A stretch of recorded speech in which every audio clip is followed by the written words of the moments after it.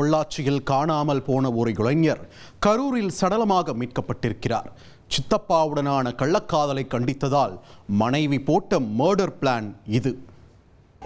அந்த கூட வேற ரெண்டு பேர் அவனோட எப்படி வந்து இதெல்லாம் இருக்கலாம்னு எனக்கு ஒரு இது கைரக 3 பேரோடதா எதுக்காக அப்படி போட்டிருக்க? பின்னாடி நிக்க முன்னாடி நிக்க இங்க பாரு.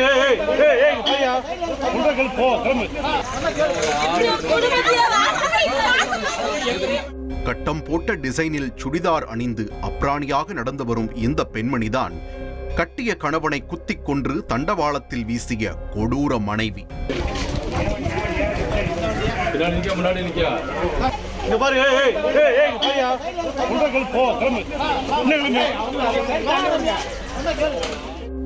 வீட்டை சுற்றி போட்டோ பிரேம், கைரேகையால் காதல் சின்னம், அந்த 10க்கு 10 அறையில் கொட்டி கிடந்த ஒட்டுமொத்த சந்தோஷத்தையும் வெட்டி கூறு போட்டிருக்கிறார் இந்த அம்மணி.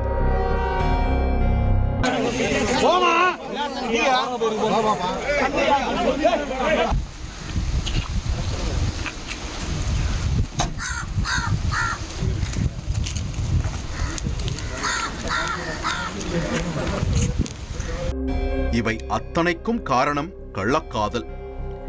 என்ன நடந்தது என்று தெரிந்து கொள்ள பொள்ளாச்சி செய்தியாளர் நடேசனுடன் விசாரணை களத்தில் இறங்கினோம்.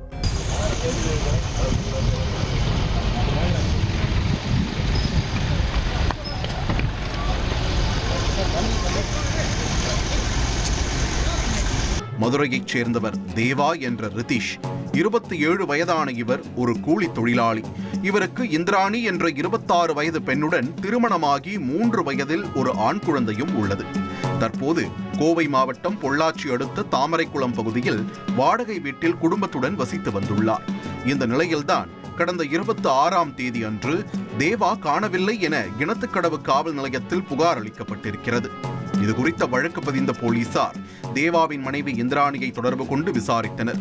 அதில் கணவன் மனைவிக்கிடையே அடிக்கடி தகராறு நடக்கும் என்றும் அப்படி நடந்த சண்டையில் வீட்டை விட்டு வெளியே சென்ற தேவா மீண்டும் வரவில்லை என்றும் கூறியிருக்கிறார் இந்திராணி.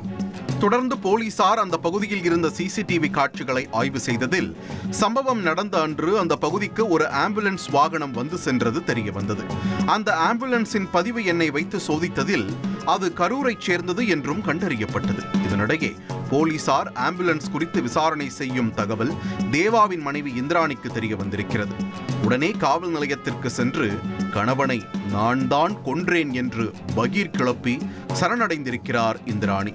இது தொடர்பாக போலீசார் இந்திராணியிடம் விசாரணை மேற்கொண்ட போதுதான் அந்த கொடூர கொலையின் பின்னணி வெளிவந்தது. 26 வயதாகும் இந்திராணி ஒரு MCA பட்டதாரி. இவருக்கும் இவரது தாயாரின் தங்கை கணவர் சித்தப்பா முறையாகும் வினோத்குமார் என்பவருக்கும் கள்ள தொடர்பு இருந்து வந்துள்ளது. 41 வயதான வினோத்குமார் கரூர் ஹோட்டலில் சூப்பர்வைசராக வேலை பார்த்து வந்துள்ளார். இருவருக்கும் தந்தை மகளான உறவு கடந்த சில ஆண்டுகளுக்கு முன்னர் கள்ள உறவாக மாறியிருக்கிறது. இதனால் தேவா வீட்டில் இல்லாத நேரத்தில் இருவரும் அடிக்கடி தனிமையில் சந்தித்து உல்லாசமாக இருந்து வந்துள்ளனர். இருவரும் சித்தப்பா மகள் உறவு என்பதால் யாருக்கும் எந்த சந்தேகமும் வரவில்லை. ஒரு கட்டத்தில் இந்த மொத்த உண்மையும் தேவாவுக்கு தெரியவர இருவரையும் கள்ளக்காதலை கைவிடும்படி கண்டித்திருக்கிறார். ஆனால் கண்டிப்பு என்ற வார்த்தையே கள்ளக்காதலுக்கு பிடிக்காதல்லவா? அதனால் கட்டிய கணவனின் கதையை முடிக்க திட்டம் போட்டிருக்கிறார் இந்திராணி.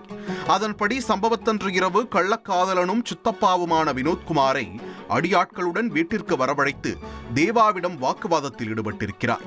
அது தகராறாக மாற அந்த கும்பல் கத்தியால் குத்தியே தேவாவை துடிக்க கொன்று போட்டிருக்கிறது.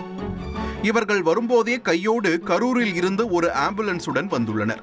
அந்த ஆம்புலன்ஸில் சடலத்தை ஏற்றிக்கொண்டு கரூர் அருகே உள்ள தண்டவாளத்தில் வீசி ரயில் மோதி இறந்தது போல சித்தரித்ததும் விசாரணையில் தெரிய வந்திருக்கிறது. தண்டவாளத்தில் இருந்து சடலத்தை மீட்டு உடற்கூராய்வுக்காக அனுப்பி வைத்த போலீசார் இந்த சம்பவம் தொடர்பாக கொலை வழக்கு பதிவு செய்து கள்ளக்காதலனான சித்தப்பாவுக்காக கட்டிய கணவனை கொன்ற பட்டதாரி மனைவி இந்திராணியை கைது செய்துள்ளனர். மேலும் இந்த கொலையை முன்னின்று செய்த கள்ளக்காதலன் வினோத்குமாரையும் கொலைக்கு உடந்தையாக இருந்த ஆம்புலன்ஸ் டிரைவர் மற்றும் ஒருவரையும் வலைவீசி தேடி வருகின்றனர்.